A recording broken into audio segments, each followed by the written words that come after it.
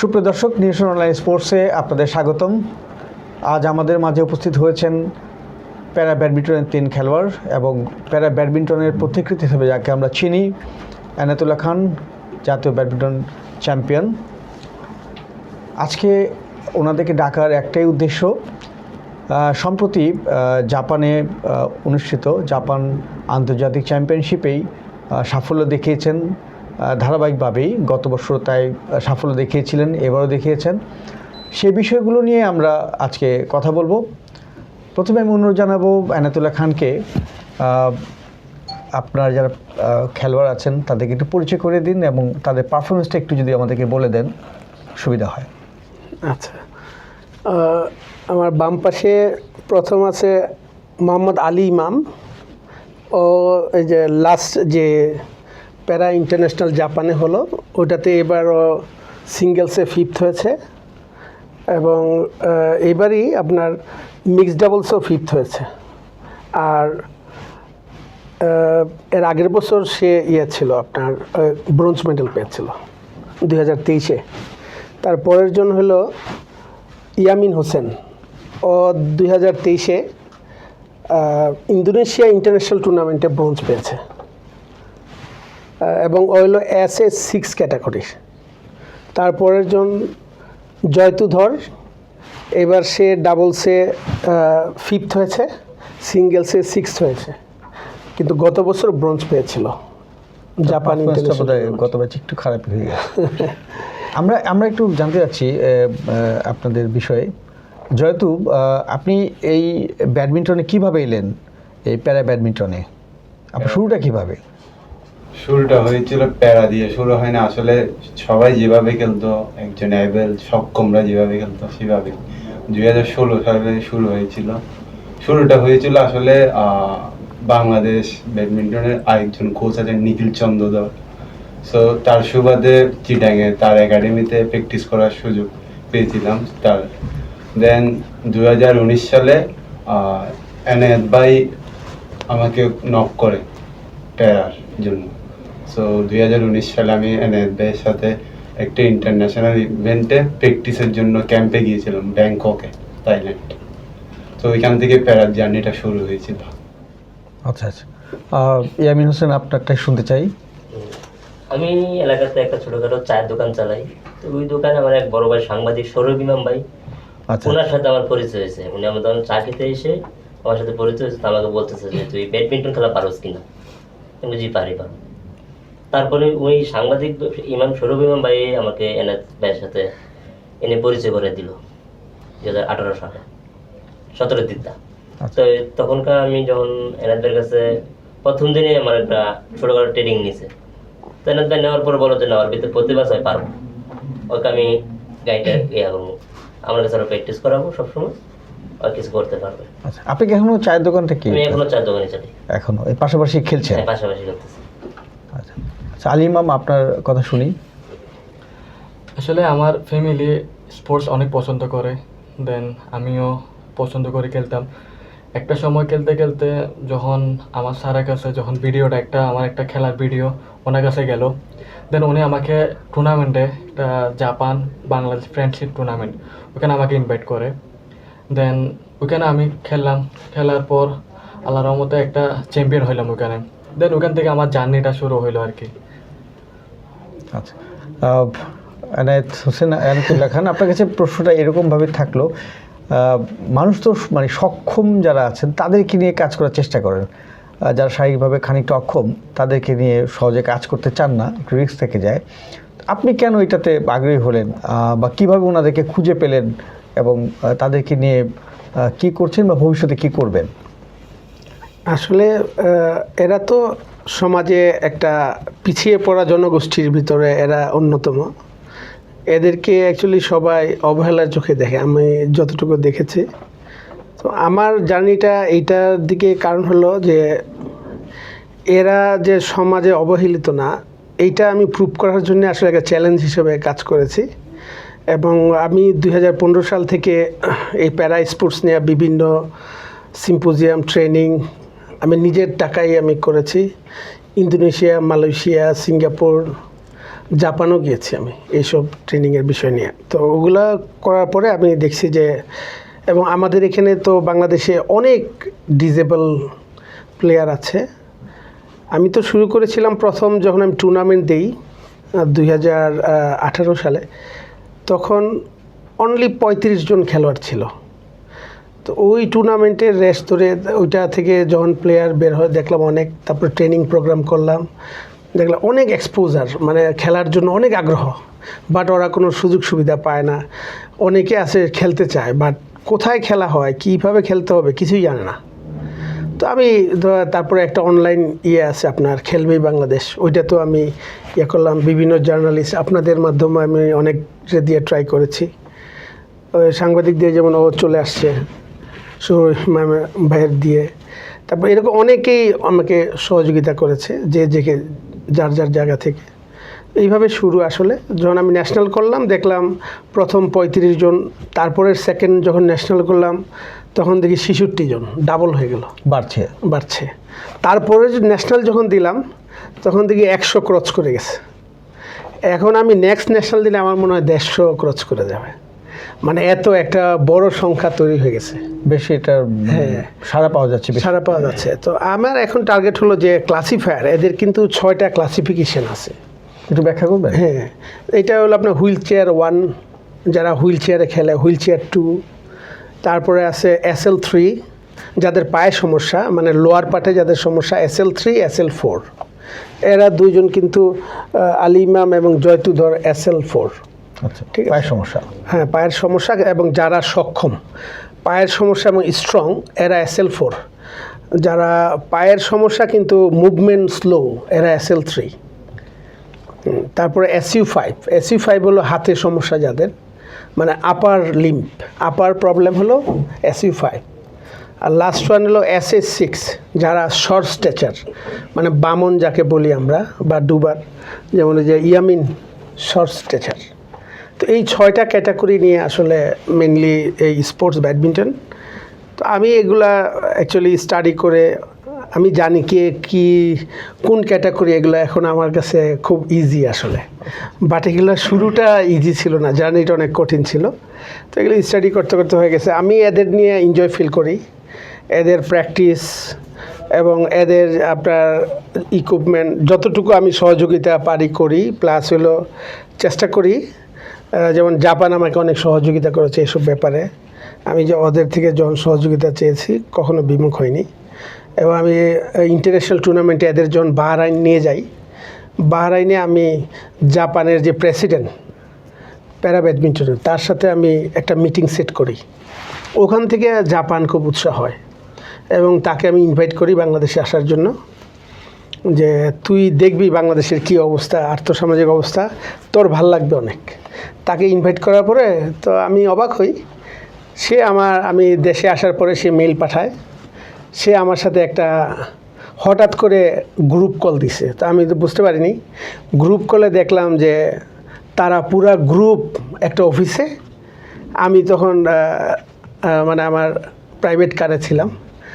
আমি তো অবাক হয়ে গেছি, বুঝলাম এরা মিটিং করতেছে ওইভাবে। তখন আমি গাড়ি থামে একটা আমি তার অ্যান্সার করতেছি, প্রশ্ন করতেছি, মানে তারা ডিসাইডেড যে বাংলাদেশে আসবে, তারা ইন্টারনালি একটা মিটিং করেছে, ওই মিটিংয়ে আমাকে কল দিয়েছে।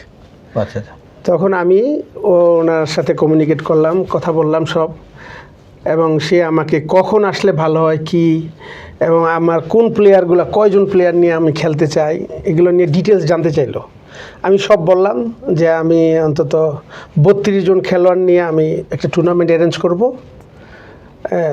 তোরা আসবি, এবং আমি চাইলো তোদের যে অলিম্পিকে পদক পাইছে এমন একজন খেলোয়াড় অন্তত নিয়ে আসবি। হ্যাঁ, 2 জন খেলোয়াড় নিয়ে আসছিল অলিম্পিয়ান, ওনারা 5 সদস্যের কমিটি নিয়ে আসছিল বাংলাদেশ। আচ্ছা এনায়েতুল্লাহ খান, আপনার কাছে আবার আসবো। আমি কাছে যেতে চাই, ইয়ামিনের কাছে। তো ইয়ামিন, আপনার মানে ব্যাডমিন্টন কেন আপনি পছন্দ করলেন? ব্যাডমিন্টন খেলা অনেক পছন্দ করি। শীতকাল দেশে যেমন সিজন, এখন ব্যাডমিন্টনের সিজনে আমরা এলাকাতে কম বেশি খেলি। খেলাধুলার ভিতরে এখন ব্যাডমিন্টনে বেশি করি। তো এখান থেকে যেতে মানে ব্যাডমিন্টনে আমি একটা সুযোগ পেলাম। না আপনি যখন শুরু করলেন বা এই যে যখন এই এনায়েতুল্লাহ খানের সঙ্গে যুক্ত হলেন তখন মানে কেউ কিছু বলেছে কিনা আপনাকে যে আপনি পারবেন কিনা, বা আপনাকে নিয়ে সামাজিকভাবে কেউ কিছু বলেছে কিনা? সামাজিকভাবে সবাই তো বলে ওদের কিছু হবে না, ওরা পারবে না। তো যখন আমার স্যার বললো না তুই পারবি, তোর প্রতিভা আছে, তুই আমার কাছে থাক। যখন আমি ওনার কাছে ট্রেনিং শুরু করি, এ পর্যন্ত কয়টা টুর্নামেন্ট খেললেন আপনি? আমি ইভেন তো 5টা টুর্নামেন্ট খেলছি আচ্ছা ইন্টারন্যাশনাল। আচ্ছা, এটার পারফরমেন্স রেজাল্ট কি আপনার? ফার্স্টে যখন আমরা বাহরাইন যাই এশিয়ান ইউথ প্যারা গেমসে, তখন আমরা ওইখানে 4র্থ প্লেসের অর্জন করছিলাম বাহরাইন, ওটি আপনার প্রথম আন্তর্জাতিক প্রথম আন্তর্জাতিক বা বিদেশ সফর? বিদেশ সফর। তারপরে এরপর আবারও বাহরাইন আমাদের ইন্টারন্যাশনাল টুর্নামেন্টে ডাক আসে। ওখানে যখন খেলতে গেলেন আপনার যে ওখানকার পরিবেশ, ওখানকার প্লেয়ার, হ্যাঁ, আর আপনি বাংলাদেশ থেকে সাধারণ একটা মানুষ হিসেবে গেলেন, মানে অনুভূতিটা কেমন আসলে? ওইখানকার অনুভূতি তো বলার মতো, ওইখানকার পরিবেশ আর ওইখানকার অন্য দু দেশের প্লেয়ারদের প্রতিভা অনেক আমাদের থেকে অনেক রাজনীতির ডিফারেন্স। আচ্ছা আচ্ছা, রাজনীতি কারণ একটা ইন্টারন্যাশনাল টুর্নামেন্ট খেলতে গেলে অনেক প্র্যাকটিস ট্রেনিং করা লাগে, আমাদের এখানে তো সেই সুযোগটা কম। আমাদের তো এই সুযোগটা নাই। আচ্ছা, যেহেতু আপনি মানে যে ট্রেনিংয়ের কথা বললো, এরকম ফ্যাসিলিটি আপনি পাচ্ছেন চিটাগাংয়ে আপনার? চিটাগাংয়ে পাচ্ছি, কিন্তু ওইটা তো একটা প্রাইভেট একাডেমি, সো সেক্ষেত্রে নিজের কষ্টে ট্রেনিংটা চালিয়ে যেতে হয়। আর নিজের কষ্টে চালিয়ে যেতে হলে ফ্যামিলি থেকে তো সাপোর্ট দিতে হবে। আচ্ছা, বাট এত বছর খেলতেছি। কত বছর হলো আপনার? আমি 2016 সাল থেকে একাডেমিতে প্র্যাকটিস করতেছি। তো এত বছর খেলতেছি, কিন্তু রেজাল্ট করছি ইন্টারন্যাশনাল, কিন্তু কোনো আর্থিকভাবে কোনো বেনিফিট পাই নাই, ফিনান্সিয়ালি কোনো ইনকাম কিছু, মানে ব্যাডমিন্টন দিয়ে কিছু পাই নাই। সেক্ষেত্রে ফ্যামিলি একটু ডিমোটিভেট তো করবে, কারণ যেতে যেতে একটু বড় হচ্ছে, ফ্যামিলির বারটা তো আমাকে ধরতে হবে, ফ্যামিলির একজন ছেলে, আপনি একমাত্র ছেলে, তো সেক্ষেত্রে ফ্যামিলির বারটা আমাকে ধরতে হবে, আর্থিক ইনকামটা মানে ফিনান্সিয়াল ইনকামটাই আসতে হবে। সেক্ষেত্রে ব্যাডমিন্টনে মানে খেলাধুলা একটু ফ্যামিলি এখন সাপোর্টটা একটু কম দিচ্ছে। আপনি কয়টা দেশ সফর করলেন? আমি দুইটা দেশ, কোন কোন দেশ? থাইল্যান্ড, দেন জাপান, 2 টাইমস। আচ্ছা আচ্ছা, ওখানে পারফরমেন্সটা কেমন ছিল আপনার? জাপানে, থাইল্যান্ডে গিয়েছিলাম ক্যাম্পে, জাস্ট প্র্যাকটিস। আর জাপানে 2023 সালে পারফরমেন্স ছিল। সিঙ্গেলসে শুরুটা ভালো হয় নাই, আর ডাবলসে শুরু ভালো হয়েছে। সেমিফাইনাল গিয়েছিলাম 2023 সালে, সেমিফাইনালে লস করছি, ওইটা ব্রোঞ্জ মেডেল অর্জন করছি। আর রিসেন্টলি জাপানে আবার গিয়েছিলাম, ওইটাতে সিঙ্গেলসে কোয়ার্টার ফাইনালিস্ট, ডাবলসও কোয়ার্টার ফাইনালিস্ট, কোয়ার্টার ফাইনালে লস করছি। আলিমা, বা আপনার কাছে আসি, আপনার পারফরমেন্সটা কি, বা কয়টা দেশ সফর করলেন? আমি পর্যন্ত 2বারে গেলাম, ধন্যবাদ জাপানে জি 2023 সালে। ওটাতে তো শুনলেন ব্রোঞ্জ অর্জন করলাম প্রথমবার হিসাবে, তো অনেক বড় একটা পাওয়া ছিল। এবার আনফর্চুনেটলি মানে লস করে ফেললাম গেমটা কোয়ার্টারে যেয়ে। ওটা আরেকটা ম্যাচ জিততে পারলে আমরা ব্রোঞ্জ কনফার্ম করতাম আর কি। আচ্ছা আচ্ছা, আপনি যাদের সাথে খেললেন আর কি, হ্যাঁ, ওদের ফ্যাসিলিটি আর আমাদের ফ্যাসিলিটি যদি বলা হয়, মানে কি বলবেন এটাকে? অনেক ডিফারেন্স, বলতে গেলে অনেক ডিফারেন্স। ওরা সারাদিন ওদের পার্সোনাল স্পন্সর আছে, দেন ওরা দেশে অনেক সুযোগ সুবিধা পাচ্ছে, ওদের আলাদা প্র্যাকটিসের কোচ আছে, দেন ওদের আলাদা বিভিন্ন রকমের ক্যাম্পের ব্যবস্থা আছে। ওদের সারাদিনই খেলার উপর যায়, কিন্তু আমরা দেশে ওটা পাচ্ছি না, ওটা কারণে আমরা অনেক পিছিয়ে আছি। আচ্ছা, এনায়েতুল্লাহ খান, জয়তু যে কথাটা বললে এবং আলিমাম প্রায় একই রকম কথাই। ও বলে যে পরিবারের ভার নেওয়ার একটা ব্যাপার, এবং ও বলে স্পন্সরের বিষয়। সো আসলে এরকম একটা ইভেন্ট চালাতে অর্থে তো অবশ্যই প্রয়োজন। তো এইটাকে আপনি কিভাবে করেন, যে অর্থের যোগানটা কিভাবে হয়? আপনি একটা টিম নিয়ে আপনি জাপান যাচ্ছেন, থাইল্যান্ড, বাহরাইন যাচ্ছেন, এই যোগানটা আপনি কিভাবে হয়? আমি জাপানের সাথে ওই টিমকে আসার পরে জাপান পুরা বিষয়টা আমি তাদেরকে বলি। জাপান তো বাংলাদেশে অনেক ইনভেস্টিগেশন করে, দেখে যে অ্যাকচুয়ালি সিচুয়েশানটা কী। এবং আমি যে এদের নিয়ে কাজ করতেছি কতটুকু লয়াল আছি এই জিনিসগুলো ওরা ফাইন্ড আউট করার পরে ওরা সিদ্ধান্ত নেয়। জাপান গভর্নমেন্ট থেকে কিন্তু ওদেরকে ফ্রি, এই কোনো কস্ট নেয়নি ওরা। তো আমাকে বলছে যে তোদের করে, আমি কি সব তোরা খরচ করবি এবং টোটাল কস্টেই তোদের উপরেই থাকবে। আমার প্লেয়ার জাস্ট খেলতে পারাটাই একটা বিশাল বিষয়। তো যার ফলশ্রুতিতে প্রথমবার তো আমি নিজের টাকায় নিয়ে গেছিলাম, ইয়ামিনকে নিয়ে গেছিলাম। আচ্ছা আচ্ছা, 2022 জাপানি আপনাকে সহযোগিতা করেছে। তারপরে থেকে জাপানি সহযোগিতা করছে। আচ্ছা জয়তু, মানে এই যে খেলছেন, আপনার ভবিষ্যৎ পরিকল্পনা কি আসলে? ভবিষ্যৎ পরিকল্পনা, ব্যাডমিন্টনে নিয়ে ভবিষ্যৎ পরিকল্পনা আছে। 2028 সালে লস অ্যাঞ্জেলেস অলিম্পিক হবে, সো ওইটাতে পার্টিসিপেট করার আশা আছে। সো ওইটাতে পার্টিসিপেট করতে হলে তো অনেকগুলো ধাপ, মানে র্যাঙ্কিং এ অনেক আগায় আসতে হবে। আর র্যাঙ্কিং এ আগায় আসতে হলে তো অনেকগুলো বছরে প্রায় অনেকগুলো টুর্নামেন্টে হয় প্যারা। সো অলমোস্ট 5-6টা টুর্নামেন্ট অ্যাটেন্ড করতে হবে। আমরা যদি অ্যাটেন্ড করি তখন আমাদের র্যাঙ্কিংটা ডেভেলপ হবে, মানে আর উপরে উঠবে। সেক্ষেত্রে আমরা অলিম্পিকে যাব। মানে আপনার টার্গেট হচ্ছে 2028 Olympic. Los Angeles Olympic. Yamin, আপনার কি পরিকল্পনা? আমারও তো এমনই। আমরা এবার 2024 সালে অলিম্পিক গেল, ওইখানে আমরা পার্টিসিপেট করতে পারিনি, র্যাঙ্কিং লাগে। যদি আচ্ছা। র্যাঙ্কিং আগে আসতে পারি, আমার র্যাঙ্কিং ছিল তখনকার 27, ওয়ার্ল্ডে 27 নম্বরে আমি র্যাঙ্কিংয়ে ছিলাম। তো 16-র ভিতরে থাকলে র্যাঙ্কিংয়ে ওয়ার্ল্ডে অলিম্পিকে চান্স পাওয়া যায়, এছাড়া পাওয়া যায় না। তো আপনার কি মানে তাই আমারও আশা আছে? আমারও আশা আছে একটা এত বড় একটা আয়োজন, একটা খেলা অলিম্পিক, এখানে পার্টিসিপেট করার, দেশের জন্য কিছু করার। আচ্ছা, আলিমাও আপনার? আমাদের একটা চান্স ছিল 2024 সালে অলিম্পিকটার। আমরা 2023 সালে মেবি না, একটা ওয়ার্ল্ড চ্যাম্পিয়নে মানে একটা চান্স পাইছিলাম। দেন ওটা থাইল্যান্ডে। দেন ওটা একটু ফেডারেশনের কারণে আমরা যেতে পারলাম না। ওটা যেতে না পারার কারণে আমরা অলিম্পিকে অনেক পিছিয়ে গেছি, যেন আর আমাদের নাম আসলো না। তো ওটার কারণে মন ভেঙে গেছিলো অনেক, কারণ একটা অলিম্পিকে চান্স পাওয়া তো অনেক কষ্ট। দেন এখন আবার নতুন করে স্বপ্ন দেখতেছি যেন 2028 সালে যেন অলিম্পিকে একটা কিছু করতে পারি, দেশের জন্য কিছু একটা আনতে পারি। ওটা নিয়ে এখন সামনে আগাচ্ছি। নাতুল্লাহ খান, ওনারা তিনজনেরই একই ভাষ্য মনে হলো যে 2028 লস এঞ্জেলেস অলিম্পিককে টার্গেট করে আগাচ্ছেন। তো আপনার কি মনে হয়, মানে আপনি সফল হবেন? 2028কে লক্ষ্য করে অ্যাকচুয়ালি আমিও কাজ করতেছি, লং টার্ম প্ল্যানিং করে আগাচ্ছি। যদি সব কিছু ইনশাল্লাহ আমার থাকে, আমি আশাবাদী যে এরা 2028-এর লস অ্যাঞ্জেলেসে অবশ্যই এরা পার্টিসিপেট করবে, বাংলাদেশ অলিম্পিকে, নেক্সট অলিম্পিকে পার্টিসিপেট করবে। এটা আমারও ইচ্ছা এবং এটার জন্য আমি কাজ করতেছি। যেমন এদেরকে আমি অনেক বড় একটা ব্যবস্থা করে দিছি, যে জাপানের সাথে এটা কমিউনিকেট করে একটা ভালো পর্যায়ে নিয়ে গেছি। সো আমার এই অলিম্পিকে যদি এরা পার্টিসিপেট করতে পারে, শুধু পার্টিসিপেট না, আমি আশাবাদী যে এদের অলিম্পিকে ইনশাল্লাহ পদক আসবে এরকম। কারণ এদের ভিতরে অনেক ট্যালেন্ট আছে আসলে। ওদেরকে শুধু লং টার্ম ট্রেনিং দরকার, আর এদের লাইফস্টাইলটা একটু চেঞ্জ করতে হবে, খাওয়া দাওয়া, ফুডিং এইসব। আর এদেরকে ফ্যাসিলিটিটা কীরকম, যে থাকা খাওয়ার ফ্যাসিলিটি তো এরা অ্যাকচুয়ালি ওইভাবে ওইরকম ফ্যাসিলিটি পাচ্ছে না।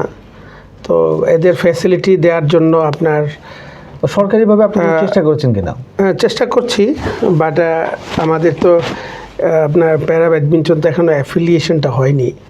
তো ওইটা অ্যাফিলিয়েটেড হলে দেন আমি অ্যাপ্লাই করে এদেরকে সামনে এগিয়ে নেওয়ার জন্য যে সমস্ত পদক্ষেপ আছে ওগুলো আমি নিব। আমি তো ব্যক্তিগতভাবে করতেছি, বাট এটা তো একজনের পক্ষে সম্ভব না, আর অপ্রতুল সত্যি কথা। তারপরে এর ভিতরে তো এরা বড় টুর্নামেন্টে পার্টিসিপেট করতে পারতেছে, যেখানে কিছুই ছিল না। তো আস্তে আস্তে হাঁটি হাঁটি পা পা করে আগাচ্ছি।